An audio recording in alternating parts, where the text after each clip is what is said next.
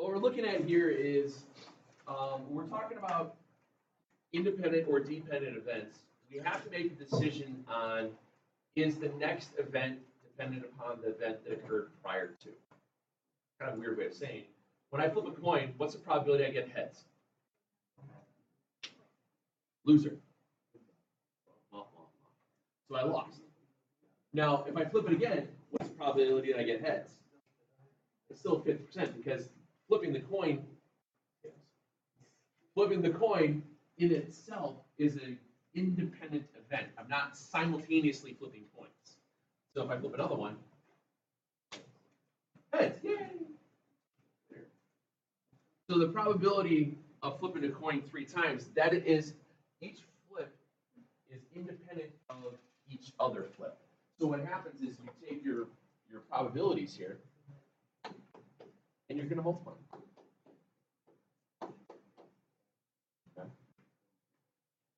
Excuse me.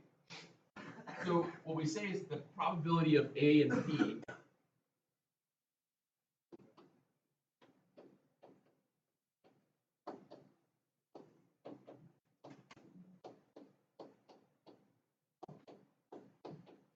it's nothing more than, that just means you're multiplying the probabilities. You're multiplying your probabilities together. Each trial, in this case, in fact, is its own independent event. So flipping a coin 3 times, probably you'll get heads, heads, heads, or flip a coin 3 times, you get heads, tails, heads. Each one of those flips would be an independent event. You just multiply the probabilities. Same thing we go for if I'm rolling a dice. If I'm rolling a single die, it's probability I'm going to get a 3 every time. If I roll it 6 times, 1, 6, 1, 6, 1, 6, and so on. That's kind of where that goes from. It makes a lot of sense because, like, oh yeah, because it has no, each flip, each roll has no bearing upon the next one. When you get to cards, though, you could have something that gets a little messy. Let's see here. Oh, here we go. Independent, this one. Dependent, though. So a dependent, think of it this way with lottery numbers. And we kind of talked a little bit about this before.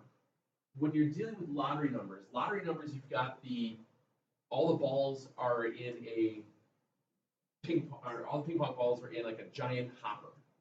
And in that hopper, they put a fan on and they just start popping around. So it looks like popcorn being popped. Okay? And what happens is if there are, I think there's 56. There's 56 ping pongs.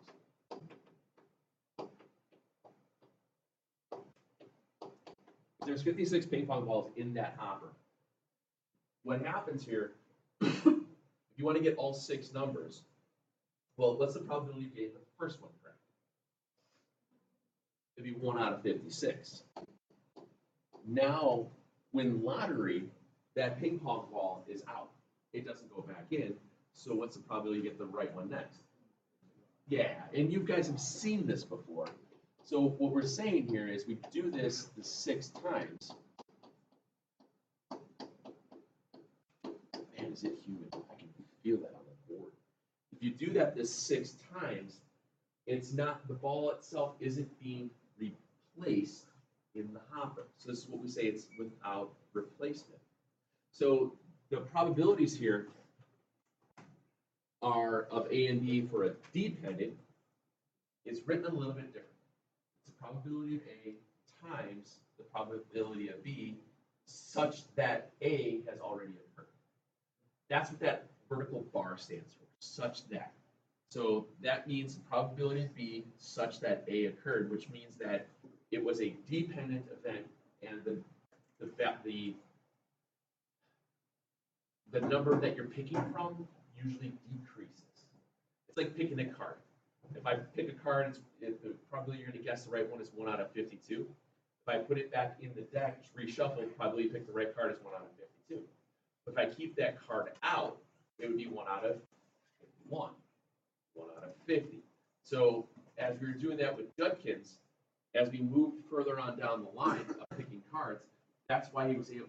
Why he really didn't get it on his first try, because he's not as good as Lofthouse, obviously. But he was able to pick it out. It was on what, like one of the last ones? Was it yours? Yeah, you were one of the last ones there that had it. So if you think about it, by the time he had gotten down to you, probably had about a 1 in 30 chance or a 1 in 20 chance. A lot better than 1 out of 52. So, not to say that you are diminishing value. So you're kind of like, does that make sense? That lingo there, that probability of B such that A has occurred.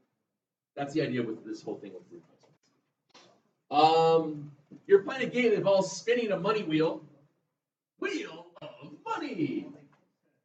During your turn, you get to spin the wheel twice. What's the probability that you get more than $500 on your first spin, and then you go bankrupt on your second? So, spin the wheel.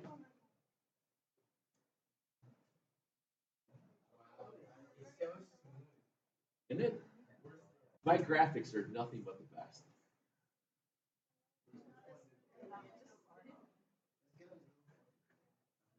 Just squint and it looks just fine.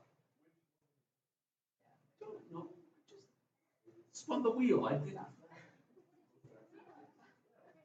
Okay, I don't know if you noticed, but it stops in the same spot every time. Unless I put my value at $900, and then I'm going to get $900, $900, $900, $900. Good morning. Oh, where's your coin? Heads or tails?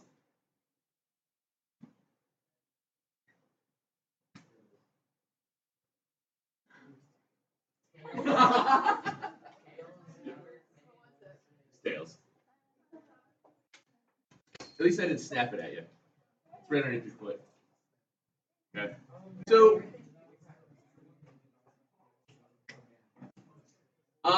what we're looking at here is probability you get more than $500 in your first spin, which means we have to count how many of them are greater than $500.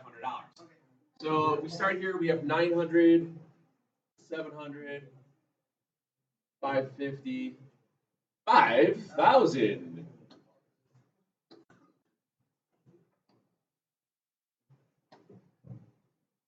So let's add 1, 2, 3, 4, 5, 6, 7, 8. There are 8 out of the 1, 2, 3, 4, 5, 6, 7.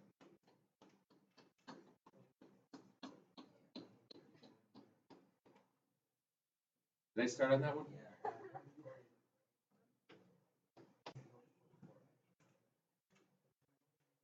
There's 24 of them. Okay. Now, is each spin independent of the other? Yeah. It doesn't matter what you spun the first time or when you spin it again the next time. It's not that they're taking one of the dollar values off the wheel to go to the next one. So now you just have to count your bankrupt. How many bankrupts are there? That was easy. And you multiply them out. What'd you get? 1 over 36. Thank you.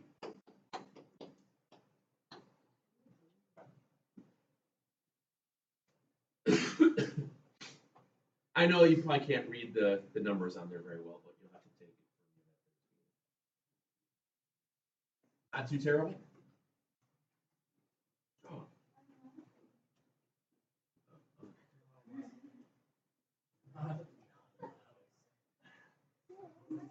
Oh, I didn't make a new one for you guys. I did it last year when we had face cubes. I'll make a face one for you guys. They were people.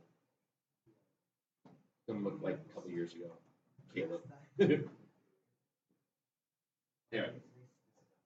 During the 97 baseball season, the Florida Marlins won 5 out of 7 home games and 3 out of 7 away games against the San Francisco Giants. During the 1997 National League Division Series with the Giants, the Marlins played the first 2 games at home and then the 3rd game away.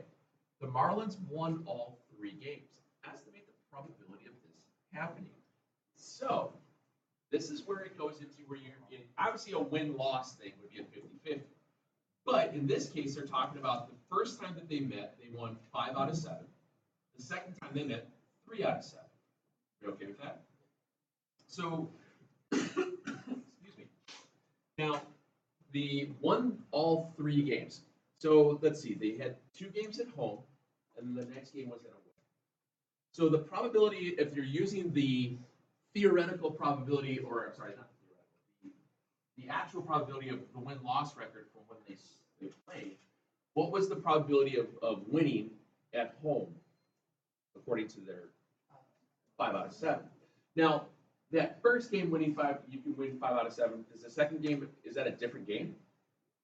Oh, yeah. So what's the probability of winning that game? 5 out of 7. Now they go on the road.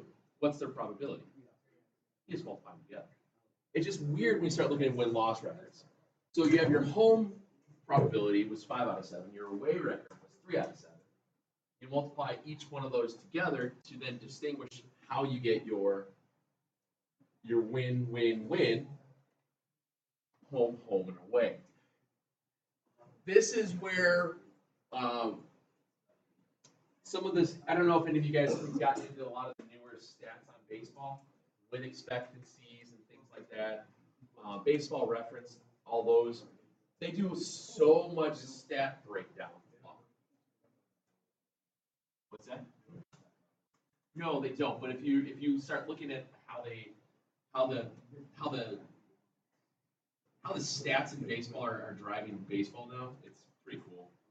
Montana and I have great discussions about baseball players and their stats over time. So, but you're using the actual probabilities of things, how things should occur. Yes, ma'am. So the second No, because it's its own game. It's its own game. It's each game that you play, it's an independent event. Granted, there's a lot of other stuff going in, but for the most part, that's good. And I don't remember, well, you guys weren't alive. Never mind.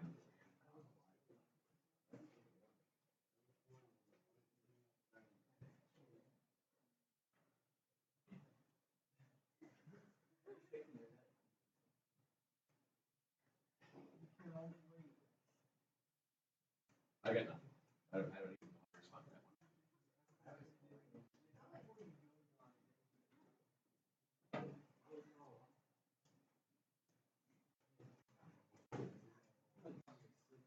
one. Dependent. Oh, we just talked about this one. Sorry, I got this out of order for some reason. You randomly select 2 cards from the deck, 52 card deck. What's the probability that the first card is not a face card and the second card is a face card? Now, there's 2 ways of doing this. If the first card, if you replace it, or if you do not replace it. So it's with or without replacement. And this is where things start gets a little muddy with the idea of dependent versus independent. Remember, when I shuffle a deck of cards,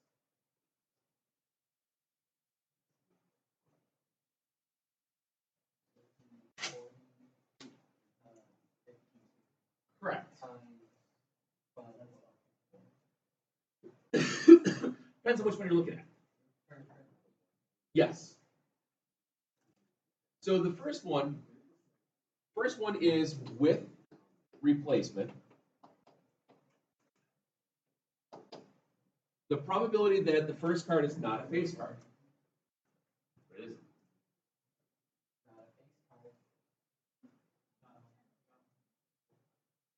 It's not a face card. All right.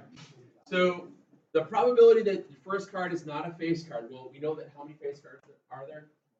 Which means there are how many that aren't? 40. So that's your 40 out of 52. Okay. Now, if I put that card back in, and then I go again, and I select the second card, is that an independent? That was a bad shot. Was that an independent or dependent event? It's independent. So now the probability that I get a face card is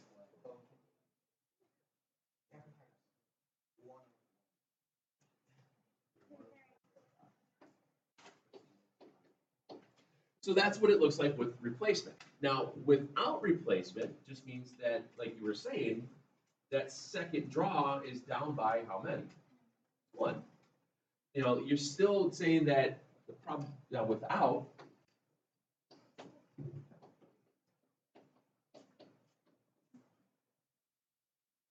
You've got your 40 out of 52.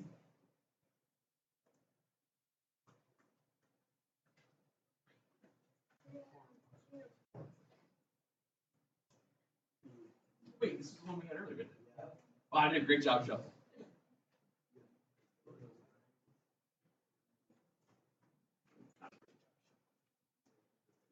And then if I don't put it back in the deck,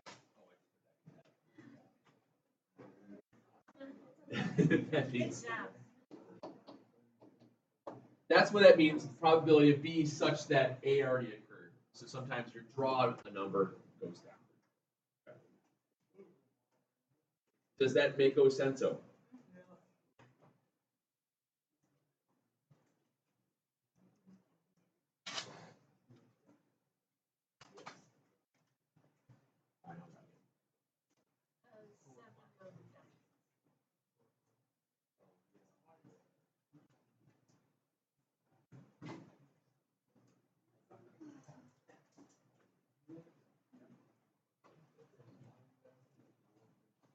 The other thing that happens here is, don't write all this out. You'll still get the chart. I'm assuming you guys did the chart problems the other day. They're really, really easy.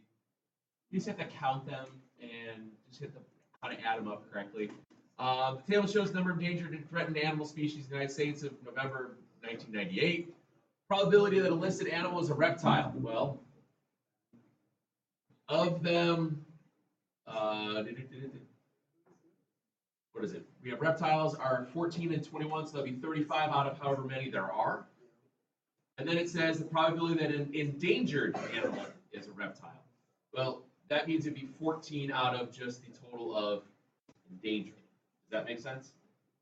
It's just a matter of reading correctly.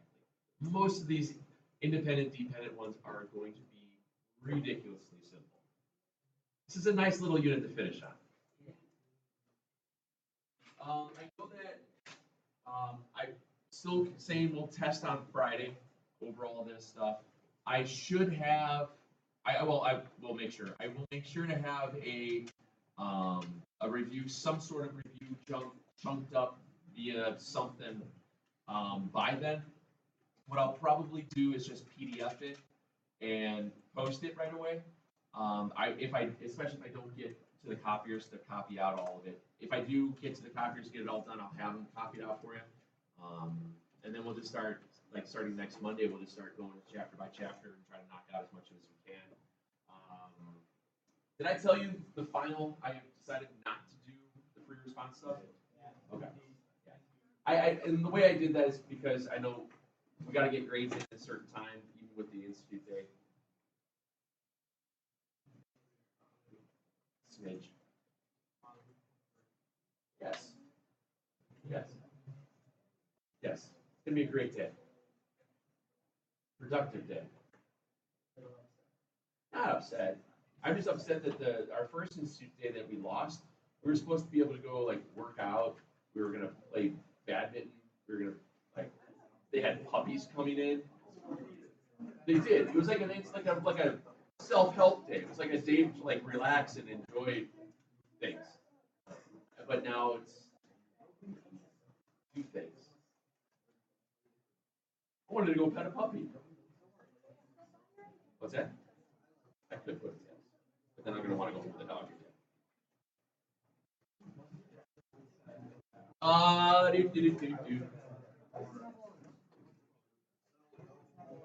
Now we'll do these. And then I think there were.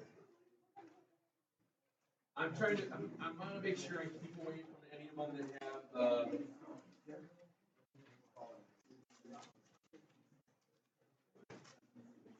Go through 25.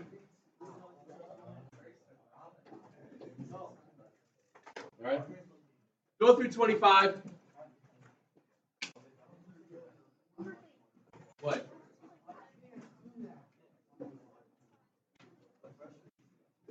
We had Hannah Hickey. What did that have been? 4 years ago, I think, when I had Hannah. Sounds about right. 3 or 4 years ago. We were playing blackjack. Guys, I got a good story. I want to say Morning Glory, but that's an album reference you don't get. It's fine. Anyway, Hannah Hickey, when we were doing the blackjack stuff and everything. Oh, Hannah Hickey.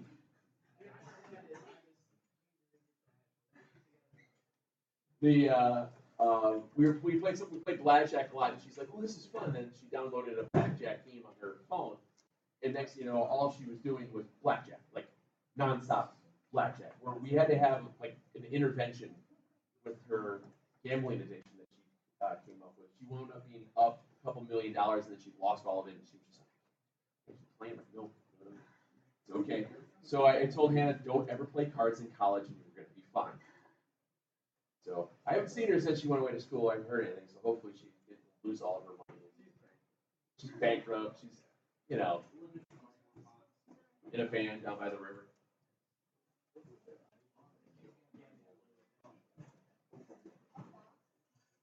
She would have left.